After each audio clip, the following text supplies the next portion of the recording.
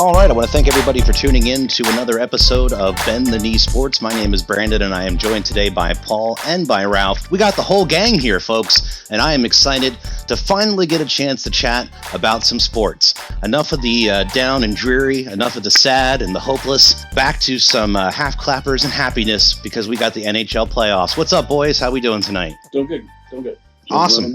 So I know for myself, I've been happy to have playoff hockey back. It's been quite an experience to get a chance to finally see some live sports again in our lives.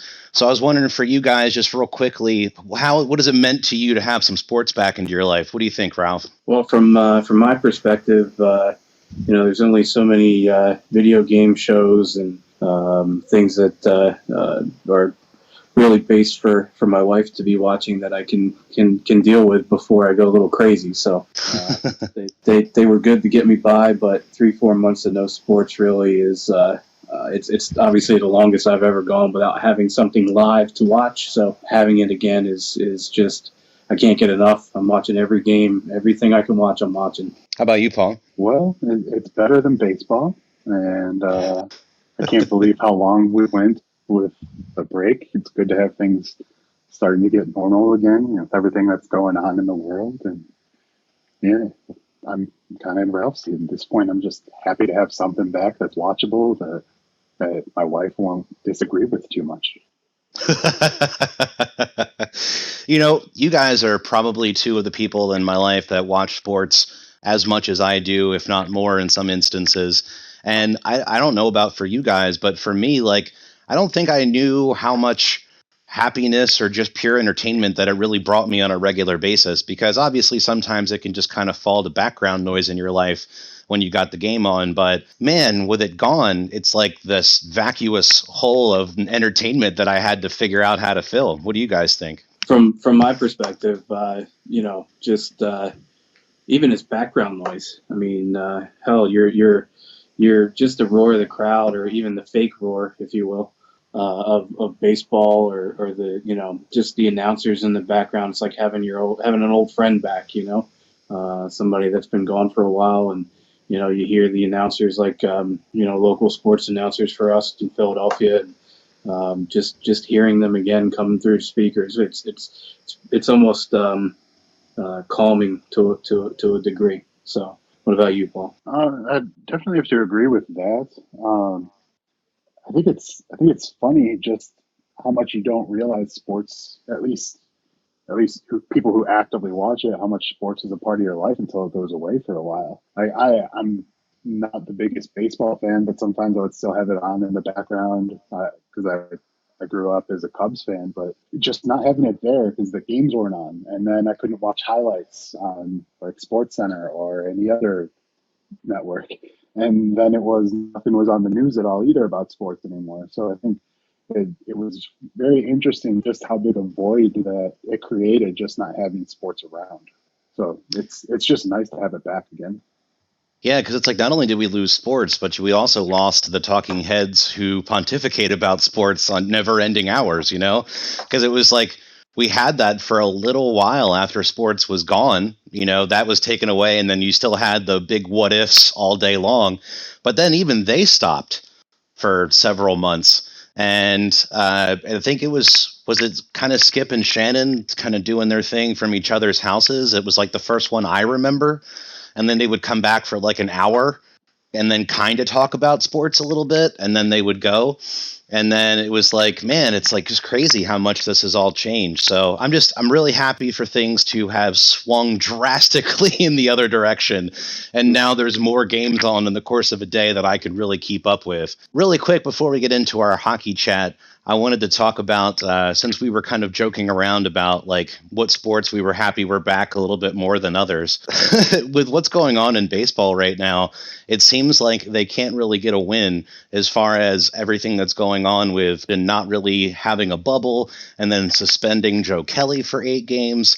So before we go in our whole long thing about hockey, I just really wanted to mention, because we've been gone for so long, and baseball is such a big passion of mine, and I know Paul feels a very certain way about this, so forgive me, Paul, but I'm going to come to you last on this. What do you think, Ralph, do you think that baseball is just really screwing the pooch on this one, just really not pulling it off and making the best decisions on the whole part of Rob Manfred? I think Manfred's, dropped the ball on this from the very beginning. I mean, you had a chance to do a bubble. You had a chance to keep everybody in the same, protected area, if you will.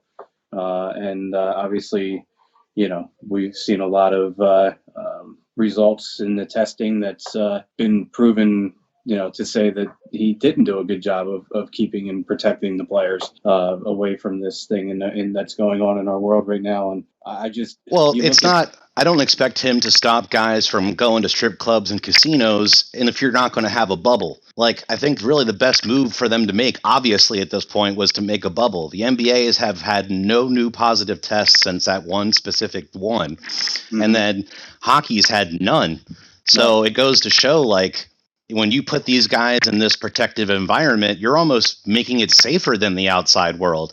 And yet baseball has done nothing to mitigate that or change that. Absolutely nothing. And, what's the sense in playing in your home stadium if nobody's going to be there?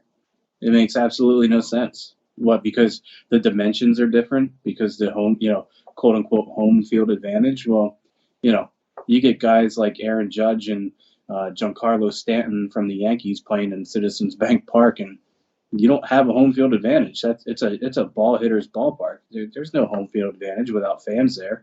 So that idea I don't subscribe to. They should have had, like the NHL and the NBA. They should have had a singular or two sites, Arizona, East Coast, West Coast, whatever you want to do. And they should have just had it locked down from the very beginning. All right, Paul, lay it on us. What do you think? It's baseball. Who cares? Well, yeah, who cares? That's been your sentiment, is that you're basically done with baseball now. I know you said you were charged up about the whole Joe Kelly and the Astros thing. You at least have something to say about that. So, I mean, the whole reason that I'm done with baseball right now is because of how poorly the Astros scandal has been handled.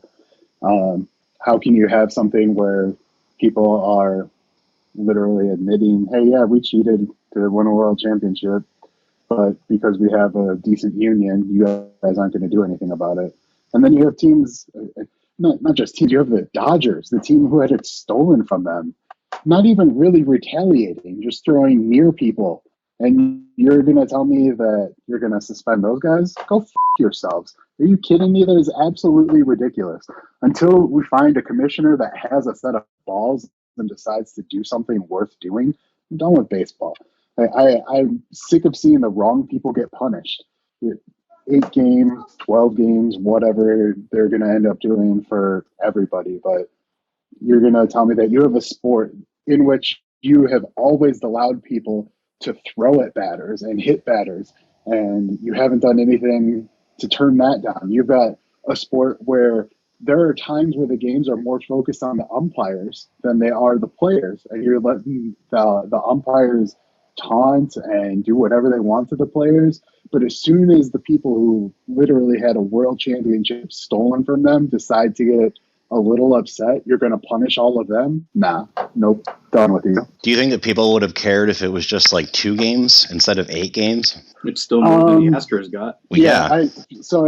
I think that you're going to run into a situation there where less people will care because you're not punishing them as harshly as what has been handed out so far. But I also think you're going to have like me. And for me, if you punish the players for an inning, that's too much because you let the cheaters get away with it. So do you think there's an overall way to incentivize people not to then throw at them? Or you just basically say, hey, I made this mistake, it is what it is, and we're going to live with this through this season? Oh, I hope it goes on much longer than just this season, especially since this season is less than half the normal one. I want next season to be nothing but people throwing at the heads of Astros players. When they sign with other teams, I want them to get zipped right there. I want this to go on until these guys either get punished or retire. This is you can't. How can you let this happen when you still won't let like shoeless Joe Jackson into the Hall of Fame when you can Yeah. prove that he threw the World Series. If you're going to have things like this, then you need to allow Pete Rose into the Hall of Fame. You need to let the Black Sox get into the Hall of Fame until you want to make overwhelming, sweeping changes that impact anything like this. Then you're just doing half measures and you're going off half cocked, and it's just bullshit. Yep, 100% agree. So with that, we'll move on. I think all the best points were made there for sure. So now looking at hockey, I think it's been a fantastic beginning to the NHL playoffs in the first round. The round robin series has been good. If nothing else, we got to see the Pittsburgh Penguins get knocked out, which I don't know about you guys, but for me has made this playoffs even that much better. Do you guys have so far in just the little bit of games that we've seen a favorite series?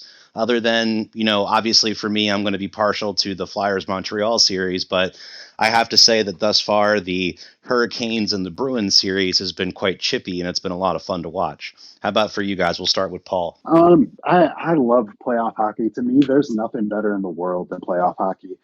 It was the one sport I didn't get to play when I was growing up because it was so expensive, and it was the one I always wanted to play more than anything, aside from maybe football. I love it. It's been great. Very, very surprised that there haven't been positive tests since their bubble started. I think that it has laid the groundwork for other things going forward that it looks like the NFL is going to pay attention to, but whatever. I can't say there's one series in particular. I've always been a Blackhawks fan ever since they were the worst team in the league. So it's been nice over the last decade or so getting to watch them win a few more games than they used to. But no, for me, it's just nice to have hockey back because there's nothing else like it. You've got all the hatred and anger that goes on, and then as soon as the game's over and the series is over, it's the only sport where you get everybody lining up under the scoreboard to go and shake each other's hands and tell each other good job. I do hate Sidney Crosby because I think he gets away with ridiculous things just because he's the poster boy. But to me, there's nothing better than playoff hockey. How about you, Ralph? Intensity. Is there a word that describes playoff hockey more than intensity? It just for me, you see the intensity just ramp up. I mean, even those round robin games were tense and just entertaining hockey. And the great part about this right now is everybody's even. Everybody's level playing field. Everybody's had the same amount of time off. Everybody's dealing with the same things that everybody else in the world are dealing with right now. And I think, even though there are no fans in the stadium watching these games, these teams are all in the same vicinity. They're all in the same hotels. They're all in the same bubble, if you will. So the animosity, I mean, there's got to be more stories to just the on-ice stuff. There's got to be some stuff you're not even hearing about from, inside the bubble, let's say. But from just a pure joy standpoint, I mean, I couldn't agree with Paul more. I mean, I don't think there's anything better in sports than playoff hockey. Yeah, absolutely. And it seems like this year we've had a much more physical experience than what we've had in years past. Usually when we hit the playoffs, it's time to skate, not so much it's time to throw the gloves. And it seems like this year that's not so much been the case. And I don't know if it's the close proximity these guys have had to each other for some time now, or if it's just the fact that, we really haven't had the full season of wear and tear and they feel that much more up and at them. What do you guys think? How about you, Ralph? Well, like I said, I think that's got a lot to do with it. You're fresh. Everybody's kind of rested as much as the other guy, and everybody knows what's at stake. I mean, these guys, they're professionals. They know what's at stake here.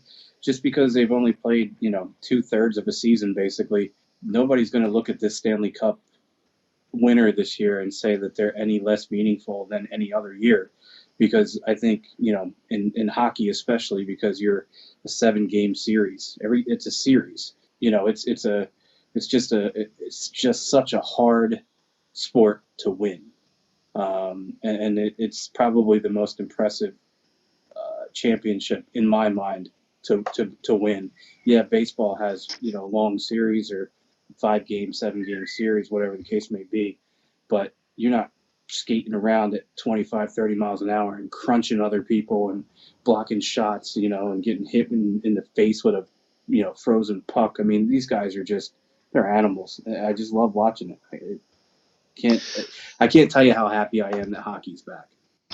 Yeah, I think that sentiment is shared across the board.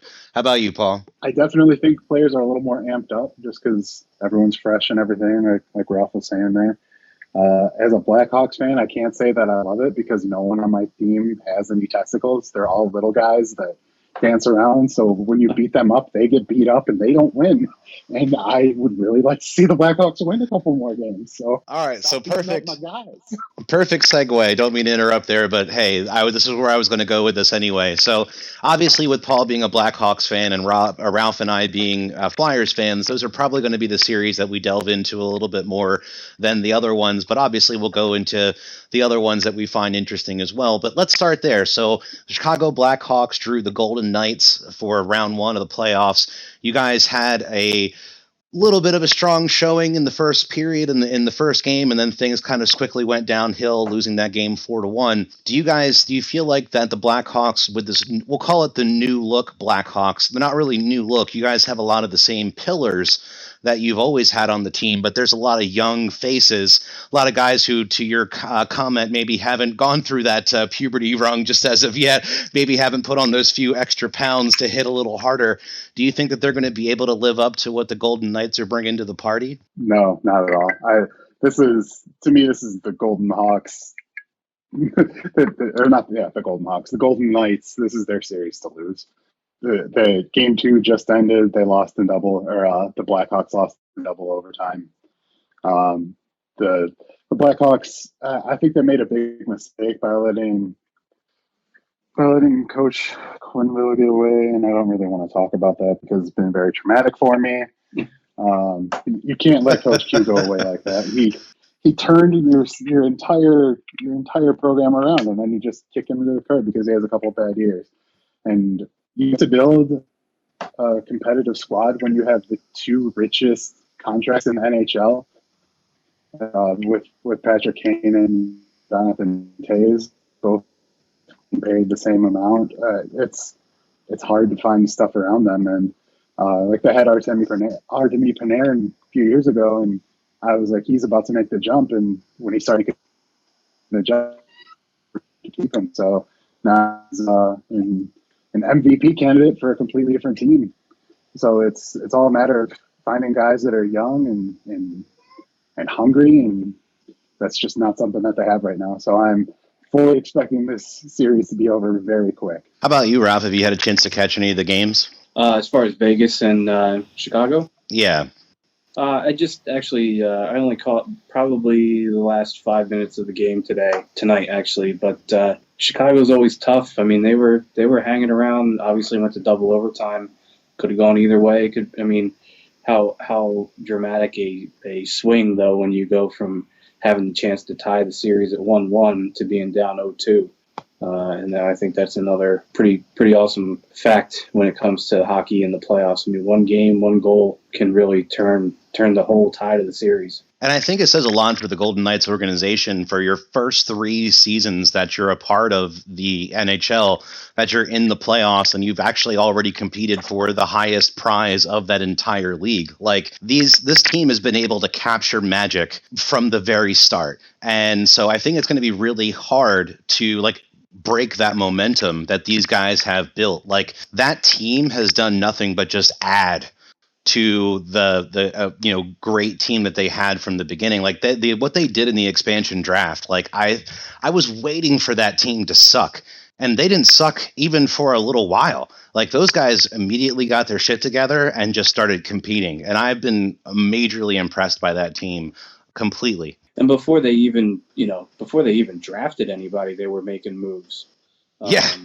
And adding draft picks and capital, let's say. And, I thought about it now with Seattle having their team, the Kraken, enter next year, and wondering, are they going to be able to replicate that success, that fast-paced, quick success like Vegas? Well, if nothing else, they already have another fan in Paul's wife. Just be clear. Yeah, hey, that's exactly where I was going. oh, They are okay. not going to have a chance to do anything. They do, however, have the coolest name in the NHL. Come on, Unleash the Kraken. That is phenomenal. How was that not a team in any sport up until this point? It is a pretty rad name, man. Like when I was following them on social media, just waiting for it to drop, and when they finally announced it, I mean, I had heard that it was rumored that that could be a name that they would choose. It was almost a no brainer. How could you not go with that? Well, could we, well, just for a moment, dip our toe in the water of the Washington football team then? Since we went from the coolest name team to what the f*** are we doing here? So what do we think that's going to end up turning into? The Washington football team? Are we going to go with the Red Wolves, or are we sticking with like arena football style stuff here? Man, first of all, let me start with this. I don't know if either of you have heard this story, but apparently there is a lawyer down in the DC area that trademarked pretty much every name that they could possibly think of that could be associated with the area, with the geographic area. Red Tails being one of them, which was a homage to the Tuskegee Airmen, and the planes that they flew had red tails. Well, this lawyer goes out and trademarks all these names, knowing that the Redskins are going to have a problem on their hands, and they're eventually going to have to change their name. So now, what does the football team from Washington do? They're going to have to either pick something completely out of the box, or not related to their area, so to say, or come up with just go completely rogue and think of something that has nothing to do with that area. You know what I mean? It's just such an awesome thing for that guy to do. I mean, the forethought in putting that together was just it's phenomenal. Hey man, if you got money to throw at the wall, then it's definitely something interesting to do, right? What do you think, Paul? Oh, sorry. Well, I mean, pay the man. That's what you're going to do, or come up with something else. What do you think, Paul? So I think that it's just the perfect American situation. You've got an old white owner who refuses to change his name for the longest time, even though there are people clamoring that it's racist. And then he finally decides to do it. And then someone out-Americans him and trademarks a bunch of stuff that makes sense. That's just fantastic. You can't make that shit up. If we saw that in a movie, you wouldn't believe that would happen in real life. This only happened because of the craziness that has been 2020. I mean, come on. That's just fantastic. And, I mean, it is a little fitting, to be honest, because you've got, obviously, Dan Snyder, someone who's completely out of touch with reality. And now he's going to have to pick a name that has nothing to do with the DC area or reality or anything at all. At this point, who decides to go with the Washington football team? Are you that spineless that you can't come up with anything? Nothing? You couldn't even rework Redskins to be Warriors or Natives or Native Americans? Anything? Just come on. This is just pathetic and hilarious and amazing and so American and totally 2020. Yeah, I'll definitely be waiting to find out, because the Pat McAfee show for the longest time was calling them the Washington Football TBDs. And I'm kind of thinking that might be just what they should go with at this point, because it's been close enough. Let's just roll with it. Yeah, exactly. Maybe this could be like a if we build it, they will come type thing, where we can just start, marketing this stuff and selling it online. And I'll just be like, yeah, let's do it. Yeah, you have 6 different choices of uniforms to purchase when you go online at thewashingtonfootballteam.com. Whichever one sells the most will become our new team uniform. Check it out. If they have an online thing to suggest team names or vote on a team name, somebody, can you imagine Eagles fans suggesting names for them? That would be great. And then filling the ballot box. If you honestly think that any group of fans or a group of people can outperform the Colbert Nation, then you have not been paying attention over the last 15 years. That's true. You've got a bridge named after him in a completely different country on a different continent. Part of the ISS is named after him. Bodie McBoatface happened. Like, come on, we cannot let the people name this team. It is the only way it can get worse from here is if they pick the name. I can't remember what team it was, but they did this before. And then when the ridiculous name got picked, the team was like, "Yeah, that. We're not naming our team that," and they picked something else entirely. It's escaping me right now who it was, but that has actually happened before. Yeah, it's going to be nothing else if just not good entertainment for sure. Yeah. So, all right, back to hockey a little bit. Flyers came into round one with the Canadiens, taking game one, 2-1. Man, was that a nail biter. I don't know about you, Ralph, but from the second period on, I kept waiting for the bottom to drop out, and I just kept thinking we were going to lose that game. But the Flyers were able to hold it together. Sorry, Carter Hart was able to hold it together for us and really come through with the victory for the Flyers. How do you feel after watching game one? Do you feel like, man, we did enough that we've, set a tone for the series? Or do you feel like the Flyers are really struggling coming out of game one? Well, first of all, I won't feel like they've done enough until they're hoisting the cup. And from It's going to take a while. Yeah. Hey, Blackhawk, be quiet. from a jaded Flyers fan, like you just said, you're always waiting for that shoe to drop where, the goalie's going to let in a soft goal, or, they're going to have a mental breakdown at, 2 minutes left in the game and give it away, or, something is bound to happen that we're going to lose this game. And the other thing that you said, and the most important thing you said, is Carter Hart. I mean, the kid, he turned 22 today. Mm-hmm. Happy birthday. He's going to be, and he is, a stud. And he's going to win us more games than he's going to lose. And they finally have found that goalie that they've been searching for since, Pelle Lindbergh, basically. Well, since Bob, and they let Bob go. But yeah, totally. Right.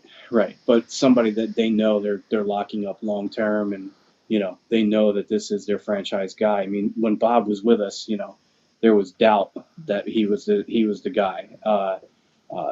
Doubt on everybody's part except for the fans, but doubt in the organization's mind anyway, and that led to him getting traded for a bag of pucks. I mean, we did get some good players out of it. Couturier came from that one, I believe. But you have your goalie now, so anything's possible, and all these young people finally coming up, and the fruit of Ron Hextall's labor is really what is coming to the front, coming to the front lines now. And the thing that I think Ron shouldn't have been fired, because if it wasn't for him, you don't get guys like Gostisbehere, you don't get guys like Sanheim and Haig and Farabee and guys like that. I mean, the young talent on this team is incredible, and with a good balance of leadership and veteran leadership like Niskanen and Giroux and Voracek and guys like that. I mean, you finally have that nice mix. I mean, Paul, you can speak to this about the Blackhawks when they were winning 3 cups. I mean, you had young guys, but you had veteran leadership, and it all just mixed together at the right time and became just a perfect, recipe for success. Including that young goaltender who got hot. Yeah, 100%. Yep. Yeah, and I think it's tough when you like to try to really get through Montreal as a team, because it's hard to get up for a team that aren't going to have very specific. Like, they're not coming at you in the same way a lot of other teams are with brute force. Like, they're more of a finesse, and then they're going to turn it up sort of team thereafter, and they play a lot of defense. So I feel like it could be the perfect foil for the Flyers type of style, because it's interesting to kind of watch how the Flyers have changed their overall methodology, if you will, over their last several coaches. We've gone from like the Broad Street Bullies to like, oh shit, they skate now, to like, oh, now we do both. Awesome. So it's interesting to see how those things have really had an effect on the team, and maybe this could be the right chemistry to really get through that. But it's interesting to see how Alain Vigneault has done a lot, especially with what he's done in past teams with his first year, with being able to be very successful his first year with other teams. So do you think that's going to transfer off to the Flyers this year, or do you think that it's still going to be a struggle? No, I think I honestly I think that they've got a really legitimate shot to go deep into these playoffs. Like I said, with the team, with the depth, with just the score. I mean, you look at the first four games. Has Giroux scored? No. Voracek? No. Couturier? No. Maybe an assist or two here or there, but you're getting scoring from the young guys, and if you get scoring from your second, third, and fourth liners without getting contributions from your big money guys, Giroux, Voracek, Hayes. Hayes hasn't really done all that much up until the first game of Montreal, but you know, there's just a lot going positively for them right now. I just hope that the wheels don't fall off. And there's my pessimistic Philadelphia fan coming out. Have you had a chance to watch any of the series, Paul? No, I haven't had a chance to watch this one at all yet. Okay. Then I'm going to shift over to a little bit about the Capitals and the Islanders, because I think that's going to be another awesome series. You have a former goaltender who used to play for the Caps in Semyon Varlamov. You also have the Caps' former coach in Trotz. It's going to be it's a coach for the Islanders now. And so you have the new look Caps versus, if you will, the old look Caps. And it's interesting to kind of see those two pairings come together. Now, Washington was able to take care of game one, but it seemed like the Islanders kind of just got taken off of their base in that game. And there was a lot of calls that didn't get made from the refs. So it's interesting to kind of see, like, our entire lives, it was like the Caps had this unlimited potential. They could just never figure out how to take the top off. And now it seems like they've been able to do that once, but are they ever going to be able to recreate that? And I think the most surprising thing is seeing them with Ilya Kovalchuk and not seeing Kovalchuk and Ovechkin just go bonkers, because that's what I've been waiting on. So what do you guys think? How about you, Paul? I think that this is going to be a series where the Islanders they're a year too early, and they got matched up against a real tough draw in Washington. I'll admit, I was one of those people. I didn't think that Ovi was ever going to get the cup, and then he got it. I was very shocked by that. I don't think he's going to win another one, but I don't think he's going to let his team go out in the first round. I think that this isn't that close to the series, and I just see the Caps end up running away with it. How about you, Ralph? Well, as much as the Islanders give the Flyers fits, I tend to agree with you, Paul. I mean, they're probably a year or two away from really being a legitimate contender, and Trotz is a great coach, and he's going to do the same thing there that he did in Nashville, and same thing that he did in Washington.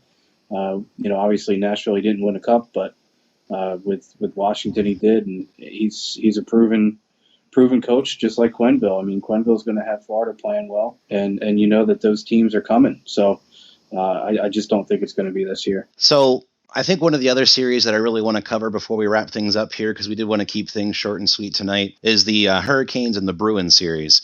I think that's definitely been a good series. The first game was highly competitive, super back and forth, a lot of action in the fight department, which is always a pleasant thing for me to see.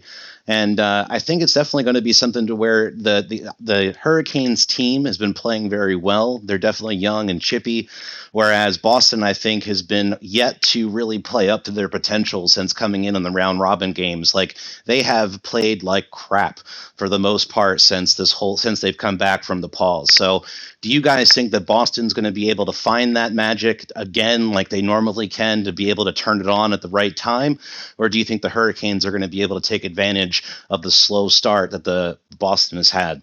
Paul? I think the Hurricanes are going to end up being able to roll this one over. Boston just hasn't looked the same, and that is great to me, because I have an old friend who loves the Bruins, and I don't really like him anymore. So I really want the Bruins to just collapse so I can just point them out. Vindictive reasons are always the best. How about you, Ralph? Boston's won too much. Let them fail. Let them fail. Their fans have had too much winning. Let them fail. But no, I mean, Carolina, man, what a fun team. They're just a fun team to watch. It seems. Roddy Brindamore's got them playing well. Had them playing well last year. Man, how awesome is that for Brendan Moore to be able to see what he's been able to do with that team? I'm so happy for him. I love that dude. He was, he epitomized what it was to be a Flyer, especially in the late '90s, early 2000s, and I loved it for him when he won the cup as a player, and I love it for him that he's now the coach where he won the cup. I'm jealous that it's not with the Flyers, but I enjoy watching him succeed as long as it's not against us. Yes, and I think we would be remiss if we didn't mention the 5 overtime game that the Lightning had with the Columbus, and the Lightning were able to pull that game out. But it looks like, if I'm just checking the stats now, that they actually did not win the second game. It looks like Columbus won the second game, so now they're 1-1. Yeah, Columbus won 3-1. What do you guys think? I mean, a little bit of the energy let out of the sails of the Lightning now. You have that 5 overtime game with Braden Point getting the almost throwing the puck into the net at the end of the game. and now you end up losing game 2. I feel like that's definitely going to let a lot of the energy out of the sails, pun intended there, for the Lightning. What do you think, Ralph? Well, it can go either way. I mean, you win a 5 overtime game, and it could have been deflating for Columbus. I mean, for them to come out today and win 3-1 really shows you, some fortitude on their end. But the Lightning, even in the round robin against the Flyers, they weren't playing their best, and they're a dangerous team. So maybe it's kind of waking a sleeping giant, and that's kind of how I felt with Boston and Tampa Bay and subsequently Washington. I mean, the Flyers beat them all in the round robin, and then they go into each of their series, and all 3 of them really didn't come out and play all that great. So you just wonder how much or how long it's going to take for those teams to get going.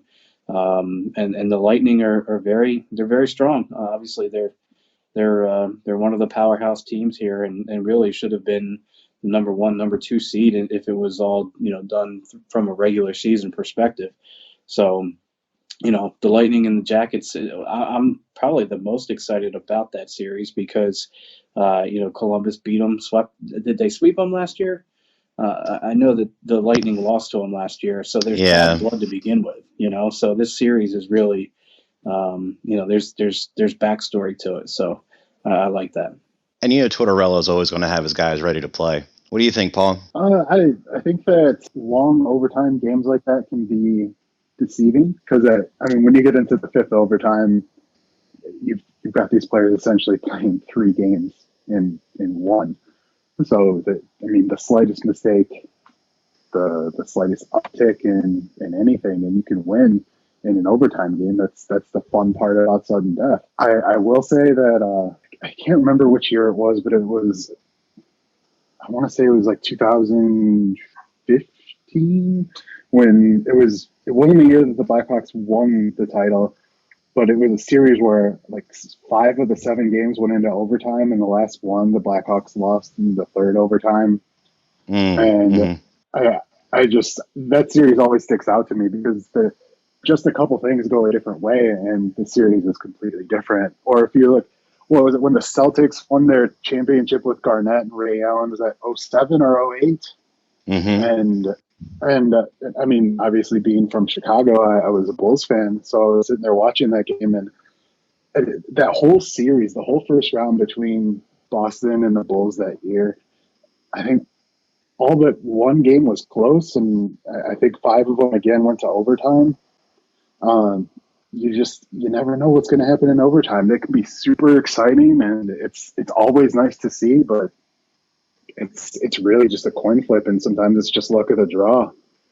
Definitely. So I think to wrap everything up, one of the things we can all say is that we are super grateful for sports to be back. My mental health is so much better now. And I want to thank everybody for tuning in. Sorry for the long hiatus, but to be very honest with you, I just didn't really want to get super deep into all the craziness that was going on in the world right now. I wanted to wait until happy things came back for us to discuss, because that's the reason why we do this, is to escape our anxieties and to have some fun with our friends, not sit here and dwell into the shittiness that is 2020. So I want to thank everybody for tuning in. Definitely want to thank Ralph, and I want to thank Paul for showing up.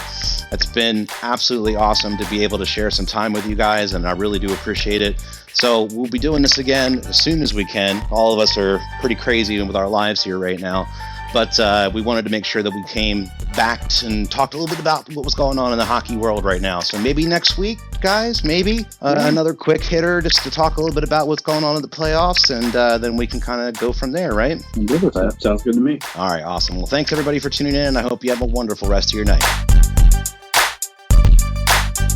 It's my turn. You told me it was my turn. You can talk all that you want to, yell and scream, you lost. It is my turn. You lost the game. Take as long as you want, you still lost.